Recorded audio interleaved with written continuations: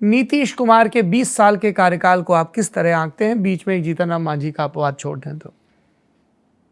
मैं मानता हूं कि ये बहुत ही, क्या शब्द का इस्तेमाल करूं, आई थिंक बहुत देख लीजिए अच्छा जो भी आपको पॉलिटिकली सूट करे।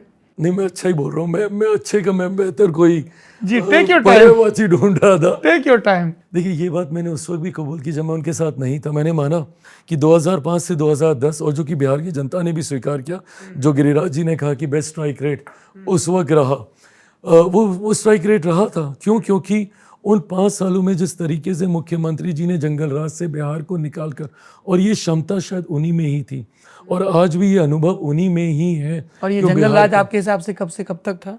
90 का वो पूरा दशक, 2005 तक, जिसमें आपके पिता भी हिस्सेदार थे। कौन से? आपके पिता जनता दल की राजनीति कर रहे थे 1990 से 95 तक। मैं इस बात को मैं स्वीकार करता हूँ कि जब वो जनता दल की राजनीति कर रहे थे, बट बिहार में जो नेतृत्व कर रही थी यहाँ की सरकार, जिस वक्त सबसे ज़्यादा पलायन, हत्या, अपराध हुआ, भाई मैं उनमें से हूँ कि अगर कुछ गलत होता है मैं डंके की चोट पे बोलता हूँ। आपने ये सवाल नहीं पूछा कि अभी कुछ महीने पहले ही, 1-1.5 महीने पहले, मैंने पुनः अपनी सरकार बिहार में ही लॉ एंड ऑर्डर के ऊपर मैंने सवाल उठाए थे। इसीलिए मैं कहता हूँ कि when I am the part of the alliance, I am the part of the alliance. मैं मर्ज नहीं हुआ हूँ उस दल या उस पार्टी के साथ।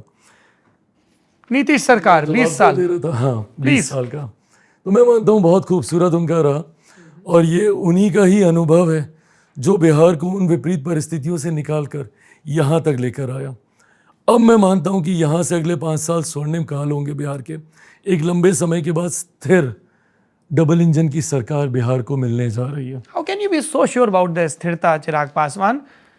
2020 में वो बीजेपी के साथ जीतते हैं, 9 अगस्त 2022 को वो चले जाते हैं आरजेडी के साथ, 2024 की बिगनिंग में वो फिर भाजपा के साथ आ जाते हैं, 2015 से 20 के बीच भी यही हुआ, 15 में जीते आरजेडी के साथ, 17 में चले गए जुलाई अगस्त के महीने में वो।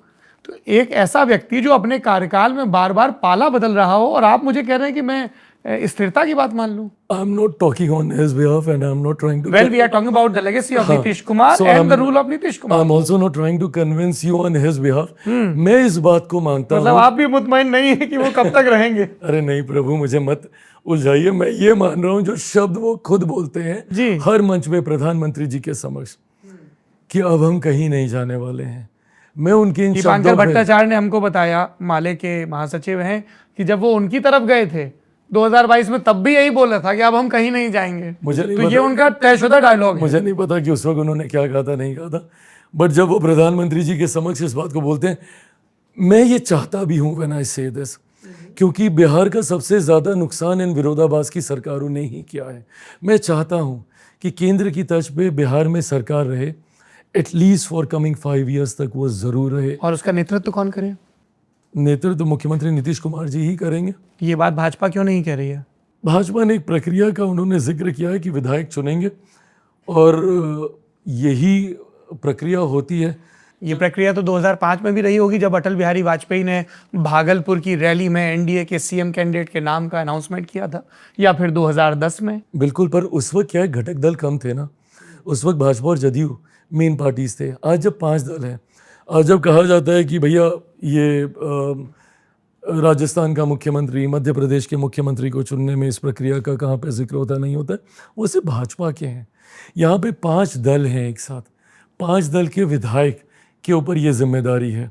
मैं मानता हूँ कि लोकतंत्र की मर्यादा भी ये कहती है, संविधान भी ये मर्यादा तो सहूलियत के हिसाब से चलती है ना। कभी कहीं बीजेपी अपना सीएम कैंडिडेट डिक्लेयर कर देती है। मैं मानता हूँ कि इवेंचुअली चुना मौजूदा मुख्यमंत्री जी को ही जाएगा।